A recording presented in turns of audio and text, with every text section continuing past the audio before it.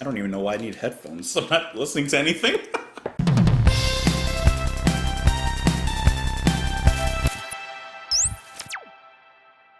What's up, guys? Welcome back to the channel and welcome to our first Q&A, our first Ask Me Anything. You guys have provided questions. I hope to provide answers. I'm going to turn off the fan as well really quick. Give me a second. It felt loud. I don't know if it was loud, but it felt loud. I think that I'm going to probably split this video up into two different sections, or two different videos rather. So, there were a lot of questions and you guys probably enjoy watching it a little more if it was split up just a little bit. So let's take a look at some of your questions. And if you'd like to ask more questions, feel free to leave them in the comments down below. Who knows? Maybe I'll do a third video. The first question by Simon: are there any opinions on songs you've had in your first listen videos that have changed a lot since then? Have I ever listened to Tool? What's my opinion on them? So I guess the first one that comes to mind when I think of songs that I've changed my opinions on, slightly to extent, I would have to go with Snowbound from Genesis. I still don't love it. I still think that there's just a chorus too many and it needed a bridge or something, but I do think it sounds really nice. So I'm warming up to Snowbound. And Tool, I've heard their hits. I've heard 10,000 Days. That's the extent of my Tool knowledge. I enjoyed them, but that's the extent of my Tool knowledge. KN says, if aliens happen to be real, would you rather them be more intelligent than us or less intelligent, and why? I would rather they be more intelligent. I think that maybe they would teach us something. Maybe they would want to learn something from us. Maybe we could teach them something. Maybe they would just want to take us over and destroy us. But I would want them to be more intelligent in the hopes that they're benevolent aliens and not just going to, enslave humanity. Emily Baker says, what's one element of a song that will automatically make you like it more? And the opposite, an element that will automatically make me like it less. The first thing that comes to mind in doing this channel is Mellotron. I love the sound of the Mellotron. The Mellotron is something that instantly attracts me to the song. Something that automatically makes me like a song less, I'm not a fan of blast beats. I love deathcore, I like death metal, I like all that stuff, but blast beats are just the most boring type of drum beat to me. And it's really not often that I find myself enjoying the sections where blast beats are used. Carlos Insfran: which progressive rock band do you like the most? Genesis, Pink Floyd, or Yes? That's a loaded question right there. That's a loaded question. I like them each for totally different reasons. I like Genesis for their compositions and their stories. I like Pink Floyd, pure emotion, guys, just dripping with emotion. And Yes, they're like that essential progressive band that has kind of the best of both worlds. I love the musicianship in them. I love the abstractness that some of their records may have, such as Relayer. But at the same time, I like how they can bring it all back down to home. For example, like in the Yes album or in Drama. They are just like a good catch-all band. Michael Keane: what was the first band or type of music you got into? And do you still like that group or music today? So I have to think that the first band that I really got into was definitely Linkin Park. I mean, I'm sure that that's the answer for a lot of people my age, but Linkin Park and that whole new metal phase was definitely what really got me and catapulted me into music. To be honest, I don't really listen to Linkin Park anymore. It's not that I don't really like them. I think I just kind of outgrew them in a sense. And I don't mean the sound that they have, because I listen to bands still that have that same kind of sound, whether it's rap rock or new metal. I love Deftones and that kind of thing. But I don't know. I'm just kind of over Linkin Park right now. CH: what's your guilty pleasure song or artist? So first thing, I have no guilty pleasure. I'm proud of whatever music I like. But I guess the closest things that I guess would qualify as guilty pleasure music. Listen, I'm not gonna lie.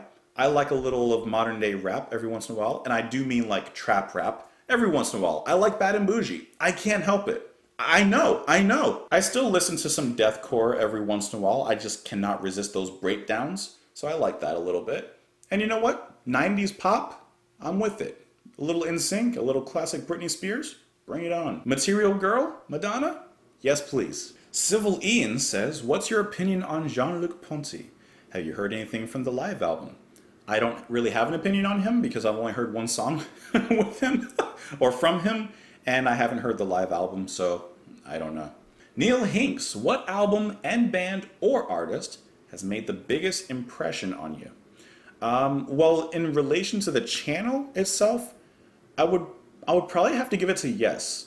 I think Yes is the band that really catapulted me into progressive rock music, classic progressive rock music. In general, I actually was going to do a video at some point of bands and artists that have made the most impression on my life, and probably the ones that have influenced my musical direction and life of all time. So I'll probably do that video at some point, but yeah, I would say yes, at least relating to the channel. Robert Hassinger, if you could go back in time and see any artist in concert in their prime, who would it be? Genesis. Easily Genesis. I can just imagine how fantastic and how exhilarating of a show that would be. I don't even care exactly which lineup of Genesis, but if they play a little bit of Apocalypse in 9/8, I'll be a happy camper.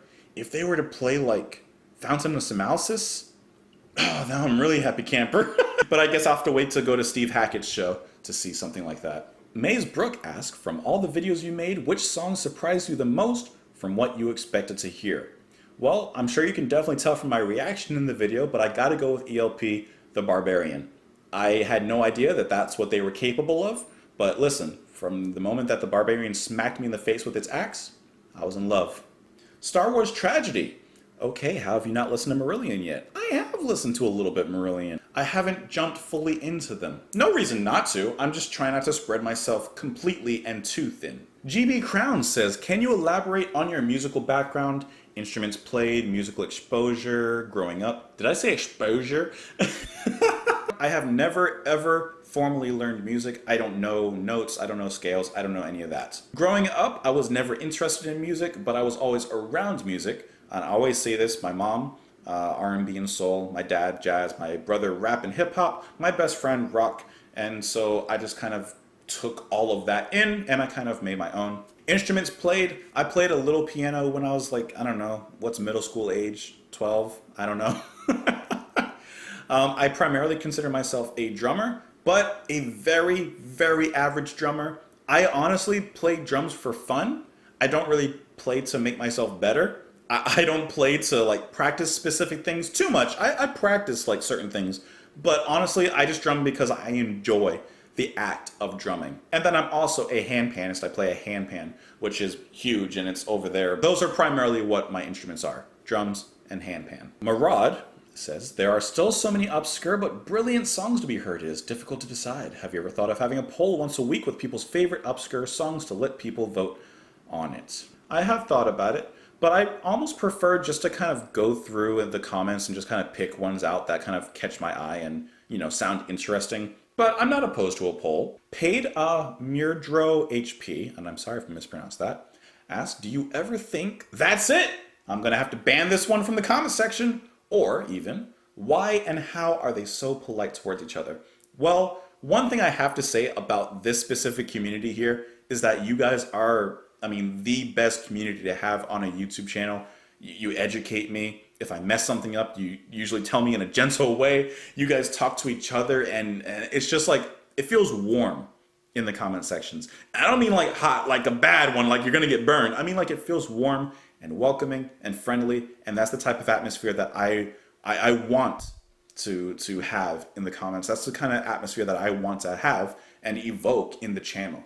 But yes, there are a few times, it's really rare to be honest, but there's a few times where, like, you know, someone says something and you guys don't really see those comments because one, they're very rare. Two, as soon as I see them, I mean, they get shadow banned, which basically means they can still post, but no one sees it. So they're like invisible people. See? Marillion, invisible man. So yeah, it's really rare, but sometimes people say certain things and you're like, there's not really any coming back from that.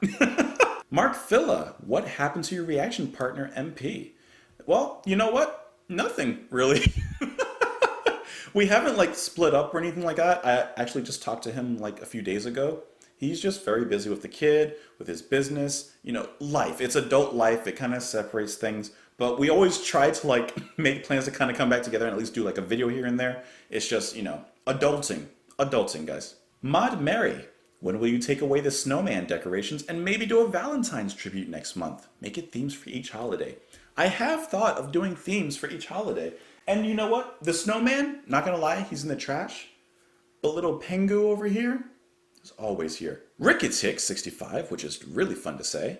Besides music, do you have any other special interest? I would say outside of music, and I mean in general from playing music or listening to music, I play video games. I like Overwatch. I like to read. I like some comics and some manga. I'm pretty much like a nerd, I guess. I like to ride my bike. I like to listen to music. Oh, there I go with music again. This channel is basically my interest. Illumi Eltanin. Hey, Illumi. Ask you anything, huh? Okay. How long have you been married and what are the plans to add to the family? Are there any plans? I'm imagining the musical exposure said offspring will have. I have been married 5 years? 5 years? 6 years? Nat! How long have we been married? Are you kidding me? 5 years, right? 6. I know 2015, my math is just off. 2021, 6 years. 6 years, guys, 6 years. March. In March, 6 years. Only 5 right now. Only 5 right now. Are we adding time that we haven't been? I mean, you can round up a little bit. What are you doing? I'm doing a Q&A. Oh, people ask. Yeah, I'm going through the questions. I'm answering the questions. Jim Tatro, when are you going to react to Cygnus X1 Book 2 Hemispheres? It seems like I've been putting it off. I haven't. I've just been distracted. I promise it'll come not soon, but soon. You know, not like soon, but really, how soon is soon? Schuler Southwell asks, how contemporary do you plan to review? Do you intend to stick to a classic genre, say 25 years or older, or are you looking to add more recent, but not top 40 songs?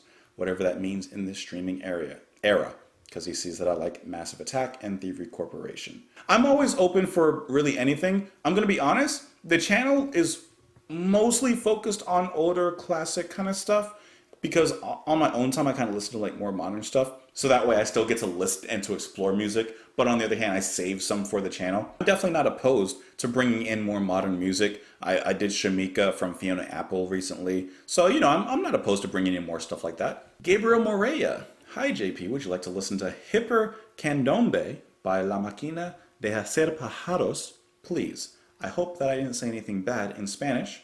I don't know, maybe I will. ZenClover84 asks, what song frightened you the most growing up? Also, are you of a particular faith or philosophy?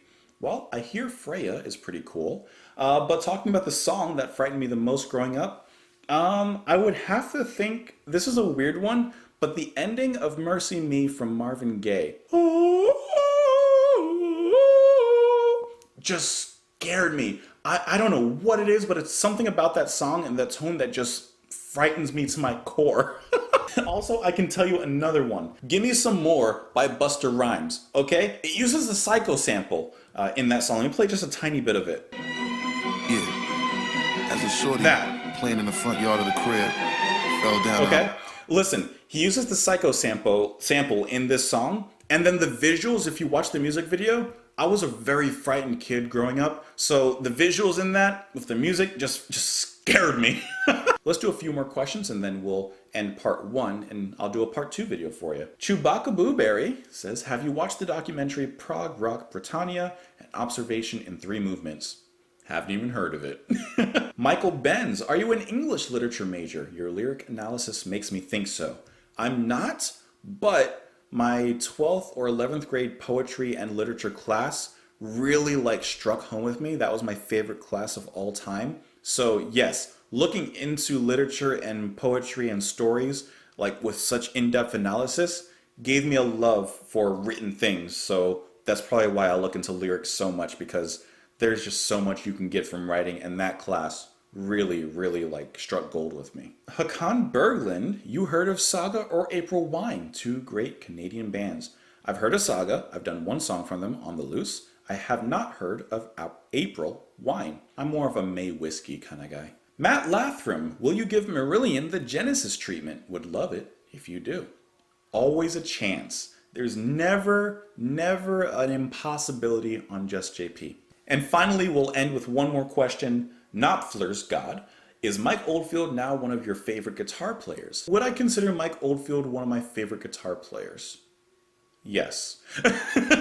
Guys, I hope you enjoyed part 1 of the Q&A. Like I said, I'm going to do part 2. I'm just going to press stop and then keep going. So I'll put that out, I don't know, sometime soon. But I hope you enjoyed the Q&A. Of course, leave your comments. And if you'd like some questions as well down below. And who knows, maybe we'll do a part 3, even though I'm only planning 2. But, you know, plans are easily changed, unless you're Nigel. Have a fantastic day, guys. Don't forget to join me on Twitter, comments down below, Patreon if you'd like the video, subscribe to the channel, and I'll talk to you tomorrow. Bye.